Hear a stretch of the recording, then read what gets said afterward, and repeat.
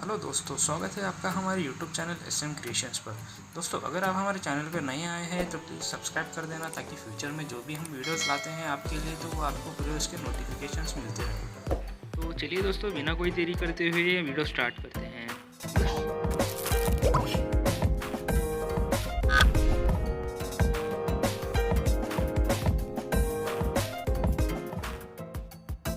तो चलिए दोस्तों, बढ़ते हैं आज के टॉपिक की ओर। Beginner guide for the fresh water fish aquarium keeping. एक सिंपल वे में मैं आपको बताना चाहूँगा कि जो हम आप लोग अभी सामने स्क्रीन पे देख रहे हो, ये मेरे आज पूरे टोटल वीडियोस के हाइलाइट्स हैं। तो देखिए क्या क्या हाइलाइट्स हैं। तो ये देखेंगे अब लोकेशन एंड सेटिंग, फिर उसके बाद साइज़ ऑफ फिश एक्वेरियम, आपको कौन से साइज़ का रखना चाहिए, फिर टाइप्स ऑफ एक्वेरियम्स कितने टाइप्स के होते हैं, उसके बाद में उसमें जो वाटर यूज़, कौन से वाटर्स यूज़ होता है, फिर इसके बाद एसेसरीज़ क्या क्या लगते हैं, इक्विपमेंट्स क्या क्या लगते हैं, फिर उसके बाद में आते हैं वेराइटीज़ ऑफ फिशेस, कितने वेराइटीज़ के होते हैं फ्रेश वाटर में, फिर उसके बाद लास्ट में आता है हमारा मेंटेनेंस। तो चलिए जाते हैं आगे। दोस्तों, हम अभी देखने जा रहे हैं location and setting up aquarium के बारे में। ठीक है, तो सबसे पहले आपको जब भी आप टैंक सेटअप करते हैं तो आपको एक लोकेशन सेट करना होता है कि आपका एक्वेरियम कहाँ पे अच्छा दिखेगा।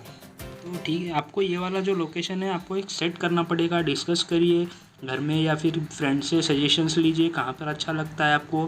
फिर एक लोकेशन सेट करने के बाद हम लोग आगे के टॉपिक पे बढ़ते हैं।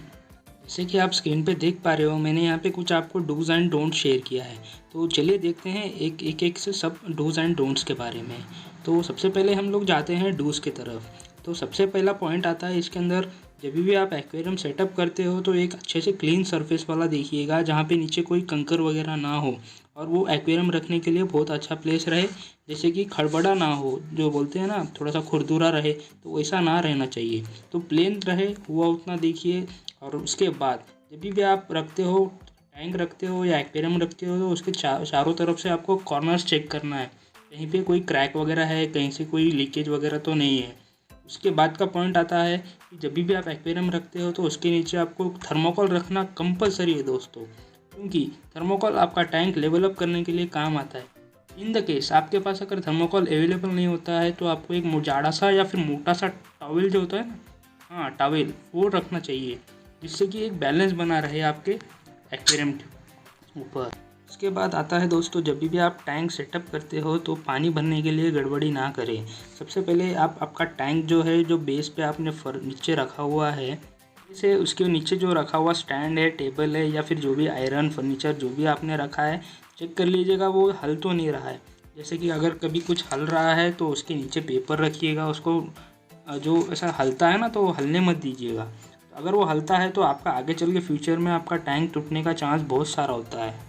पेपर लीजिएगा, पेपर फोल्ड करके आप उसके स्टैंड्स के जो पैर होते हैं उसके नीचे रख दीजिए, जिससे कि वो हलना डुलना बंद हो जाएगा। अब इसके बाद का आता है इम्पॉर्टेंट पॉइंट, आपके टैंक के चारों तरफ से या फिर स्टार्टिंग के सामने के जो व्यास होता है ना, उसके पास में एक 1 इंच का मार्क कर दीजिएगा, दोनों साइड से लेफ्ट और राइट में। पानी भरते समय आपको सिर्फ उतना ही पानी भरना है जितना आपने मार्किंग किया है, ताकि आपका जो बैलेंस रहेगा लेवल अप करने के लिए आपको समझ आ जाए। अगर आपके टैंक में कहीं पे भी अगर लेवल नीचे ऊपर अगर आता है, उसके बाद आपको नीचे पेपर रख के वो लेवल एडजस्ट करना होगा। ठीक है, तो जब जाके आपका टैंक जो है लेवल अप आ जाएगा, जिससे कि आपका फ्यूचर में टैंक कभी ब्रेक होने के चांसेस नहीं रहेंगे। अगर दोस्तों आपने अगर टैंक लिया है जो कि मैक्सिमम मोर देन 2 फीट के ऊपर रहेगा हाइट में, तो आपको कभी भी उसको फुल नहीं भरना है फर्स्ट डे पे। आपको उसका सिर्फ 50% भरिएगा।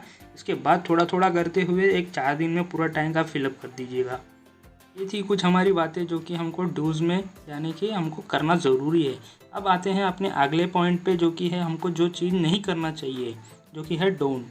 ठीक है, तो इसमें पहला आपको पॉइंट आएगा दोस्तों, आपको ऐसी जगह चुनना है जहाँ पे आपका टैंक के पास डायरेक्ट सनलाइट ना आए, ताकि सनलाइट से क्या होता है, यूजुअली आपके जो टैंक के अंदर जो पानी होता है ना, वो पीला पड़ जाता है और अलगी जमा होने लगती है। ठीक है, तो इसके लिए सनलाइट जितना हो सके उतना अवॉइड कीजिए। इसी के अंदर दूसरा पॉइंट आता है दोस्तों कि आप ऐसा कोई दुगदुगी वाला स्टैंड ना ले जो कि हल रहा है या फिर जिसके नीचे व्हील्स लगे हों, तो ये कभी भी आपके लिए रिस्की हो सकता है दोस्तों। ठीक है, ऐसे चीज़ पे आपको बहुत सारा सा ध्यान देना पड़ेगा। आते जाते अगर आपका किसी का धक्का लग गया तो वो टैंक बिल्कुल हलेगा, हलने की वजह से आपका टैंक ब्रेक होने का चांस रहेगा। अगर आप कभी बालकनी में वगैरह रखने की सोच रहे हो टैंक, तो आप वहाँ पे ज़रा देखिएगा आपके बालकनी में कहीं पे वाइब्रेशंस वगैरह, हेवी व्हीकल्स अगर जाते हैं तो वहाँ से वाइब्रेशंस होता है। तो ऐसे टाइम पे क्या होता है कि वाइब्रेशंस की वजह से ना आपका टैंक भी हल सकता है दोस्तों, और हलने की वजह से आपका टैंक ब्रेक होने के चांसेस ज़्यादा रहते हैं। अगर आपका टैंक का हाइट जो है 2 फीट एंड अबव रहेगा तो फर्स्ट डे पे आप हो सके उतना अवॉइड कीजिए फुल फिलअप करने के लिए वाटर उसके अंदर। ठीक है, बढ़ते हैं अगले टॉपिक की ओर, जो है साइज़ ऑफ एक्वेरियम। जैसे कि एक fresh water aquarium setup depend करता है कि हर किसी बंदे के ऊपर, जो कि इंडिविजुअल रहता है, हॉबीज रहता है, किसी का बजट होना चाहिए, हर किसी का शौक होना चाहिए। लेकिन मेरे हिसाब से जो मिनिमम मैं आपको टैंक सजेस्ट करूँगा, जो कि रहेगा 18 इंचेस लेंथ में और 15 इंचेस हाइट में और 12 इंचेस डीप में अंदर, ये मिनिमम। जो कि बहुत सारे जब हॉबी स्टार्ट होता है तो बहुत सारे लोग क्या करते हैं, जो बॉल्स होते हैं छोटे छोटे बॉल्स, उससे स्टार्ट होता है। मेरा खुद का भी मैंने बॉल से ही स्टार्ट किया।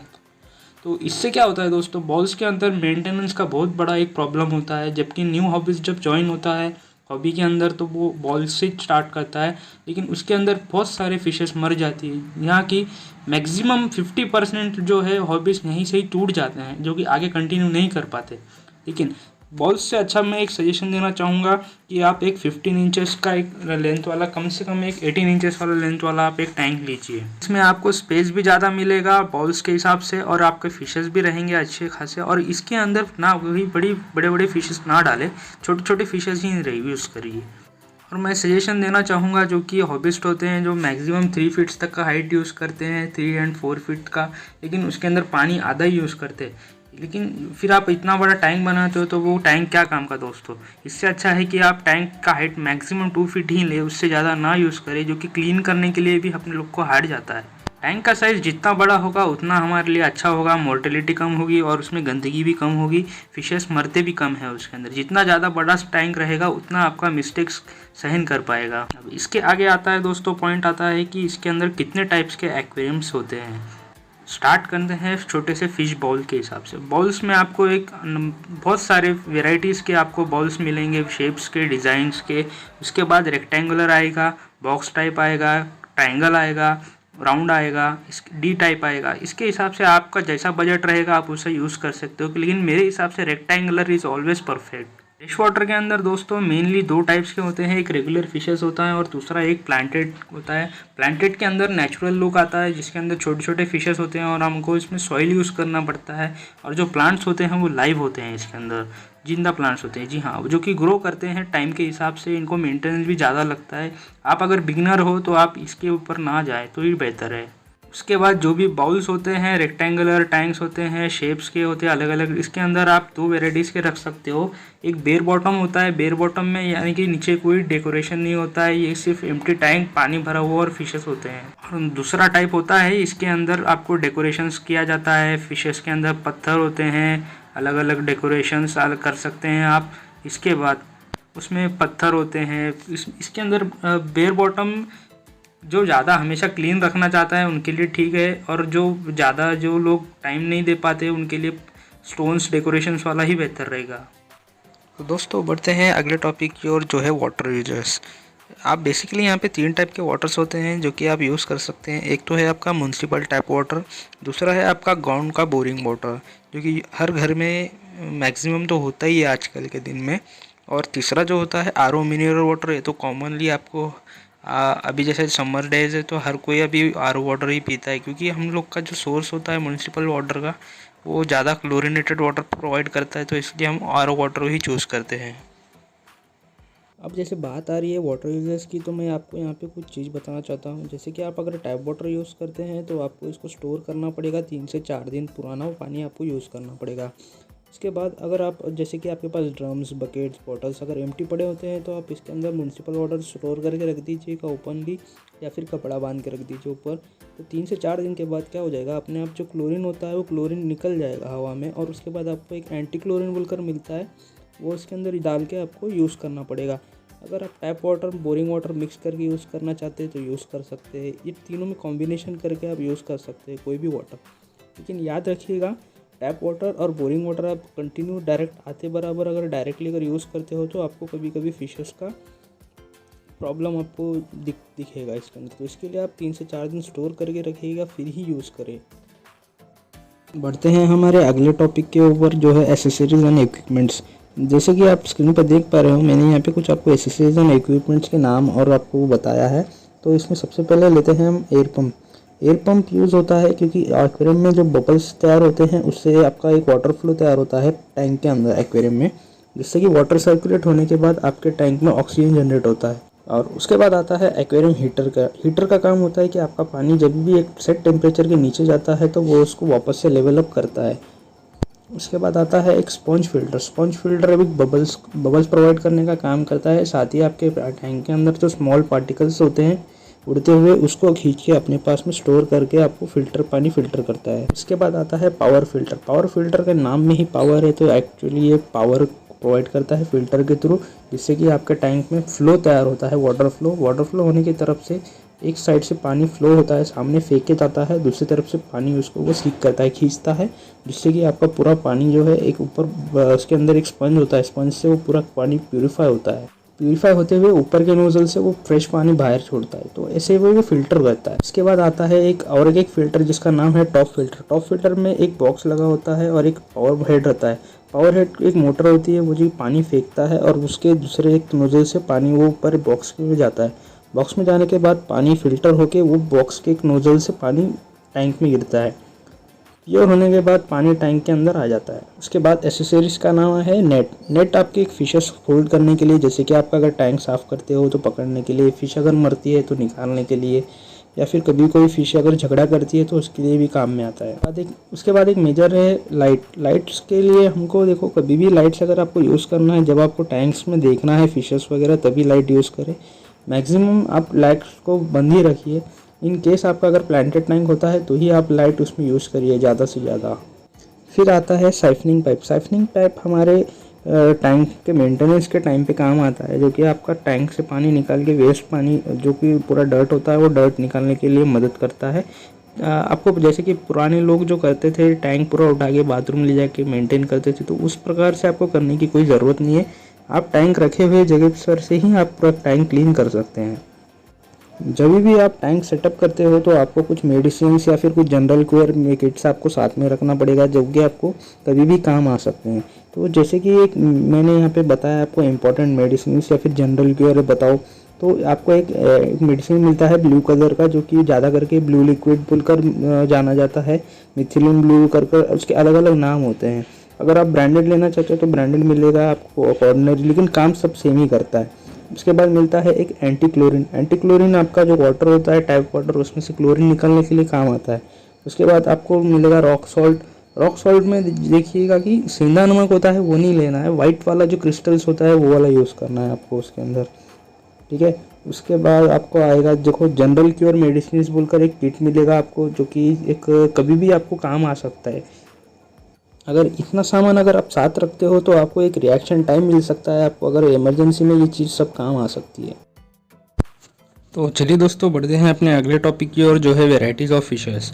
तो देखिए दोस्तों, अभी आपने एक्वेरियम सेटअप कर दिया है, तो अभी फिशेस आप रिलीज़ करने की गड़बड़ी ना करें। सबसे पहले तो आपको 2 दिन आपका टैंक साइकिल करना। साइकिल मीन्स कैसा होता है, जब भी आप टैंक सेटअप करते हो पूरा पानी वगैरह भर के, तो आपको उसमें एक थोड़ा सा फूड डालना पड़ेगा टैंक में, जिससे कि बैक्टीरिया तैयार हो। आप अगर नया टैंक साइकिल करोगे तो आपके फिशेस के लिए भी बेटर रहेगा। साइकिलिंग के बारे में मैं आपको बाद में डिटेल्स बताऊंगा अगले वीडियोस में, ताकि आपको पूरा समझ में आए। फिलहाल अभी इतना ही आपके लिए बस है। अब बारी आती है फ़िशेस की। तो दोस्तों, जब भी आप फ़िशेस परचेस करने जाते हो शॉप में, आपको वेराइटीज़ ऑफ फ़िशेस देखने मिलेंगे, बड़े बड़े फ़िशेस, छोटे फ़िशेस। तो आप कभी भी क्या याद रखिएगा, जब आप नया फ़िश एक्वेरियम सेटअप करते हो तो छोटे छोटे फ़िशेस ही लें और मिनिमम क्वांटिटी पे लें। और जो आपको फ़िश एक्वेरियम शॉप्स में जो देखते हैं कि एक टैंक में भरा पूरा गज भरा हुआ टैंक रहता है, तो उनके पास में जो सेलर है, सेलर के पास मैक्सिमम 5 to 8 डेज़ के अंदर वो स्टॉक ख़त्म हो जाता है। वो स्टॉक के उनके पास जैसा भरा होता है वैसा हम लोग घर पे नहीं रख सकते हैं। अब बात आती है फ़िशेस के वैरायटीज़ की। तो इसमें मेजरली कैसा होता है, 3 टाइप के फ़िशेस होते हैं इस वैरायटीज़ में, जो कि एक कॉमनली रह सकते हैं, और एक जो है सिर्फ अपने ही स्पेसिस के साथ रह सकते हैं, और तीसरा जो है इनको सेपरेटली ही रखा जाता है। आप जब भी फिश एक्वेरियम सेटअप करते हैं तो आप कॉमनली जो फिशेस रहते हैं उनके तरफ ही जाएं, वो भी मिनिमम क्वांटिटी पे परचेस करें आपके टैंक के हिसाब से। अगर आपका टैंक 2 फीट रहता है तो आप उसमें मैक्सिमम 6 से 8 फिशेस रखें जो कि अच्छे से रह सके। आपको एक बार इन सब की आदत हो जाए, जैसे कि फूड डालना, मेंटेन करना, उसके बाद आप धीरे धीरे बढ़िए। 15 to 20 डेज़ के बाद आप आगे चल के फिशेस इसमें बढ़ा सकते हैं। मिनिमम आपको 15 से 30 डेज़ का टाइम लगेगा पूरा ये चीज़ समझने के लिए। एक बार आपको अगर ये सब चीज़ समझ में आ गई तो आप इसमें बिंदास फ्रेश नए फिशेस डाल सकते हो। आप पूरा इसमें परफेक्ट हो जाओगे बेसिक्स नॉलेज में। इसके अंदर आते हैं दोस्तों कॉमनली यूज, जैसे कि गोल्ड फिश, कोई कार्प्स, स्मॉल टेट्रास, ये फिशेस जो है कॉमनली रहते हैं। इसके बाद आते हैं सिक्लिड्स, जैसे कि पैरोट, ऑस्कर, फिर मिक्स सिक्लिड्स, फिर बाद में बहुत सारे सिक्लिड्स अलग अलग वेराइटीज़ के आते हैं। फिर इसके बाद आता है एक बड़े फिशेस जो कि फ्लावरहॉर्न, उसके बाद एरोवाना। ये फिशेस को सेपरेटली रखा जाता है। इनके लिए मिनिमम 3 फीट का टैंक लगता है दोस्तों, और मैक्सिमम जितना बड़ा रहेगा उतना बेटर। अगर आप बिगनर हो तो फ्लावरहॉर्न और एरोवाना की तरफ आप बिल्कुल जाइएगा नहीं, क्योंकि ये फिशेस आपके पूरे ओवरऑल एक्वेरियम सेटअप के इतने कॉस्टली होती हैं। अगर आपका कुछ भी अगर होता है तो पूरा आपका मूड ख़राब हो जाएगा और ये फिशेस मर सकती हैं। तो मेरा एक एडवाइस रहेगा, हो सके उतना आप कॉमनली रह जो सकते हैं ऐसे फिशेस ले, और हुआ उतना मिनिमम क्वांटिटी पे ले तो ही बेटर रहेगा। तो चलिए दोस्तों बढ़ते हैं अपने अगले टॉपिक की ओर, जो है मेंटेनेंस। एक इम्पॉर्टेंट पॉइंट है इस ओवरऑल वीडियो का। तो देखिए दोस्तों, जैसे कि बात आ रही है मेंटेनेंस की, तो आपको यहाँ पे कुछ चीज़ें लगेंगी। जैसे कि हो गया फिश नेट, हो गया बकेट्स, हो गए अलग से इसके बॉटल्स, हो गए ड्रम्स, हो गए आपको पानी स्टोर करने के लिए। उसके बाद एक आपको स्पंज लगेगा, एक स्क्रबर लगेगा, फिर इसका पानी चेंज करने के लिए साइफन पाइप लगेगा, एक सादा सा पाइप लगेगा। ये हो गई कुछ मेजर चीज़ें जो कि आपको लगेगी पूरे ओवरऑल टैंक क्लीन करने के लिए।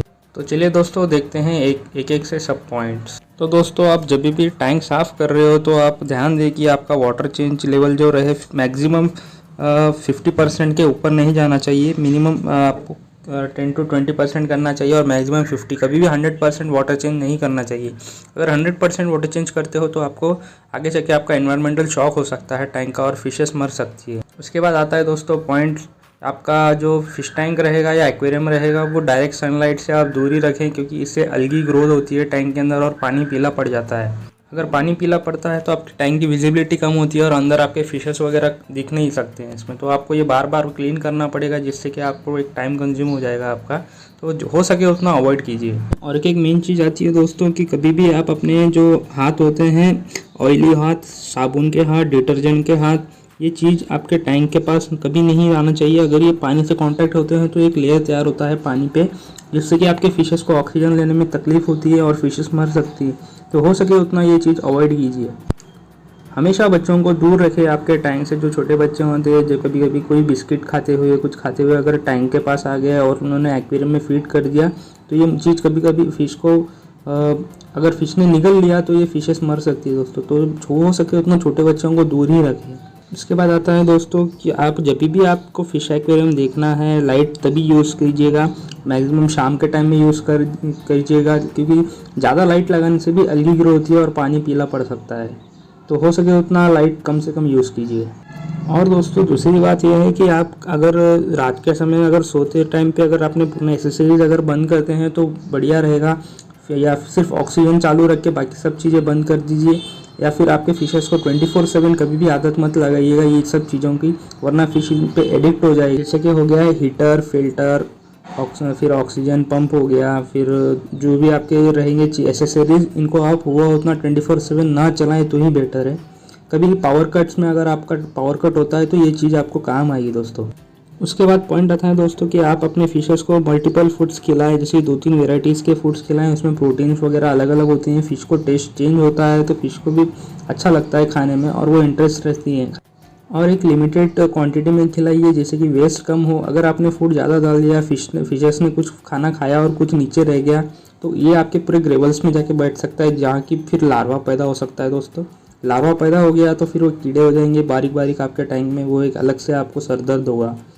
उसके बाद जाते हैं दोस्तों लास्ट पॉइंट में। जब भी आप टैंक वॉश कर रहे हो या फिर आप टैंक क्लीन कर रहे हो, तो सेम डे पे आप अपने इंटरनल फिल्टर, स्पंज फिल्टर ये चीज़ सेम डे पे ना क्लीन करें तो ही बेहतर रहेगा। अल्टरनेट डे या फिर 2-3 दिन बाद क्लीन कीजिएगा, जैसे कि आपके टैंक्स के फिल्टर्स में बैक्टीरिया सेव रहता है।